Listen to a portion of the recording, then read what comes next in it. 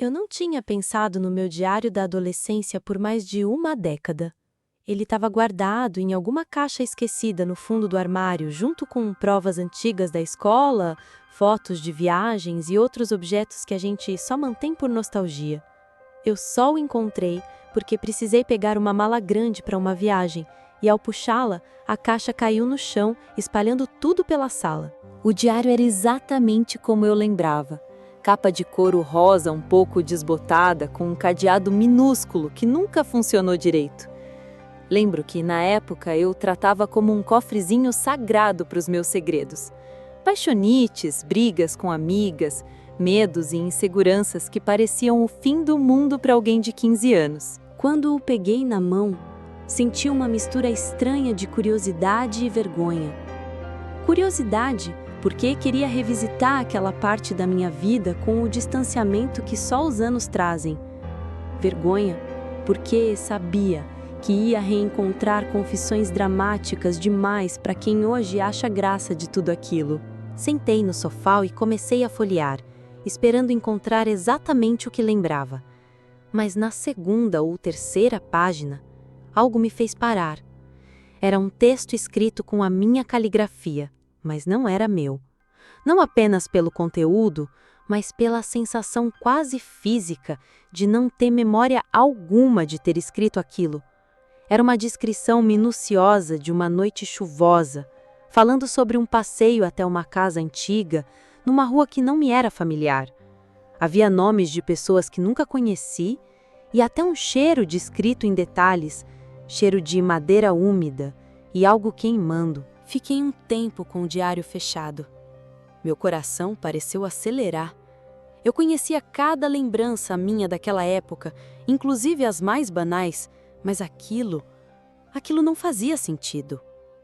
Decidi continuar folheando na esperança de que tivesse apenas me confundido, talvez misturado memórias ou inventado algo na época. Afinal, eu sempre fui boa em fazer um drama.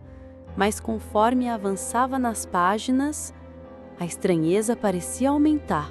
Entre textos sobre festas da escola e reclamações sobre professores, surgiam novas anotações que pareciam vir de uma vida paralela. Eram trechos longos, escritos com o mesmo tipo de letra que eu usava na adolescência. As letras arredondadas, o A aberto, a mania de colocar corações sobre o I quando estava de bom humor. Mas o conteúdo era impossível de explicar. Havia relatos de conversas com uma mulher chamada Dona Celina, que, segundo o diário, morava no final da rua sem saída, na casa com as janelas sempre cobertas por cortinas vermelhas. Eu não conhecia nenhuma rua sem saída perto de onde morava, muito menos alguém com esse nome. Outra página descrevia com riqueza de detalhes um lugar chamado Bosque do Serrote, incluindo um banco de madeira, onde as pessoas deixavam cartas que desapareciam durante a noite. Eu nunca fui a um lugar assim, e até onde sei, ele nem existe na minha cidade. O mais perturbador é que essas páginas não pareciam escritas num só momento. As datas batiam com períodos específicos da minha adolescência, intercaladas com anotações normais. Como se, no meio da minha rotina de escola e amigos, eu tivesse vivido outra vida, que escrevi, mas nunca vivi. A cada folha virada, uma sensação estranha tomava conta de mim. Um frio na nuca, como se alguém estivesse observando minhas reações. E quando cheguei a um trecho com a frase "Você não vai se lembrar, mas esteve aqui comigo", percebi que não estava apenas lidando com um mistério de infância. Aquilo era pessoal, muito pessoal. A partir desse ponto, as anotações começaram a se tornar mais íntimas, mas não no sentido de segredos de adolescente. Eram confidências que pareciam vir de outra pessoa, ou de outra versão de mim mesma. Uma das páginas descrevia um dia específico, terça-feira, 14 de agosto. Segundo o diário, eu teria ido a uma casa antiga no alto de uma colina, carregando um envelope que não podia ser aberto até a meia-noite. Lembro perfeitamente dessa data, mas na minha memória ela foi só mais um dia comum, de prova de matemática e treino de vôlei. No entanto, o diário descrevia com precisão uma sequência de eventos que eu nunca vivi. Subir degraus de pedra cobertos de musgo, ouvir passos atrás de mim e entregar o envelope a uma pessoa sem rosto visível por causa da luz. Outras páginas falavam sobre encontros repetidos com o homem do chapéu marrom, que me dizia frases como: "Não fale sobre o que viu, ou vai esquecer outra vez." O mais bizarro é que, enquanto lia, algumas dessas imagens começavam a se formar na minha mente, como se fossem lembranças borradas que alguém tentou apagar. Havia também listas de objetos aparentemente sem relação.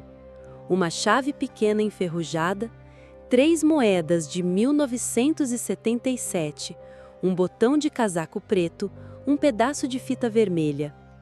Em uma das anotações estava escrito: "Não perca nada disso. Você vai precisar quando chegar o dia." A cada nova revelação, eu começava a sentir que o diário não era só um registro do passado. Era um tipo de mapa, um aviso, ou até mesmo um plano no qual eu estava envolvida sem saber. E pior, parecia que alguém em algum momento mexeu nessas memórias de propósito. Depois de fechar o diário, fiquei horas olhando para ele, como se esperasse que, sozinho, me desse respostas. Mas no fundo sabia que só havia um caminho: descobrir de onde vinham aquelas páginas. Comecei pelo óbvio: comparar a tinta e o papel. Peguei uma lupa e observei cada detalhe. Algumas anotações pareciam mais desbotadas, como se tivessem sido escritas muito antes das outras, mas a diferença não era suficiente para dizer que foram feitas em épocas distantes. A caneta usada parecia sempre a mesma, ou, pelo menos, o mesmo tipo. Decidi ligar para minha mãe. Perguntei se, naquela época, alguém mais tinha mexido nas minhas coisas. Ela riu, dizendo que eu trancava o quarto e escondia a chave. Mas quando eu insisti, ela ficou pensativa e disse: "Teve uma vez em que sua tia passou uns dias aqui. Eu lembro que você estava doente, dormindo muito. Ela entrou no seu quarto várias vezes. Dizia que era para te vigiar." Minha tia? Eu não a via há anos e, pensando bem, havia uma anotação no diário, logo antes das páginas estranhas começarem, que mencionava um tal visitante na casa. Continuei investigando. Pesquisei na internet sobre Bosque do Serrote e, para minha surpresa, encontrei um fórum antigo com fotos desfocadas e relatos de pessoas que juravam que o lugar só aparecia para quem fosse convidado. O mais perturbador, um dos usuários do fórum usava o apelido Chapéu Marrom. Comecei a sentir que, quanto mais eu investigava, mais perto chegava de algo que não queria ser encontrado. Mas eu não conseguia parar. A última pista veio de forma inesperada. Enquanto folheava o diário pela enésima vez, percebi que uma das páginas estava um pouco mais grossa que as outras. Passei a unha pela borda e notei que eram, na verdade, 2 folhas coladas. Com muito cuidado, descolei as camadas e encontrei algo escondido ali dentro. Uma fotografia pequena, em preto e branco, já amarelada pelo tempo. A imagem mostrava uma casa de madeira, velha e torta, com a porta entreaberta. Na varanda havia 3 pessoas. A primeira era uma mulher que nunca vi na vida, provavelmente a tal Dona Celina. A segunda era um homem usando um chapéu marrom com o rosto obscurecido pela sombra. E a terceira era eu. Não uma criança, não adolescente. Eu exatamente como sou hoje, com as mesmas roupas que estava vestindo naquele momento, em casa. Meu corpo inteiro gelou. Virei a foto e vi escrito a lápis: 14 de agosto, última vez que esteve aqui. Foi então que me dei conta de algo impossível de ignorar. Aquelas páginas que eu nunca escrevi talvez não fossem memórias inventadas, talvez fossem registros reais de acontecimentos que eu ainda não vivi, ou que vivi, mas não me permitiram lembrar. Na última folha do diário, com letras trêmulas, estava escrito: "Quando o dia chegar, você vai saber o que fazer. Não feche a porta." E desde que li isso, tenho a estranha sensação de que alguém, em algum lugar, está apenas esperando o momento certo para que eu volte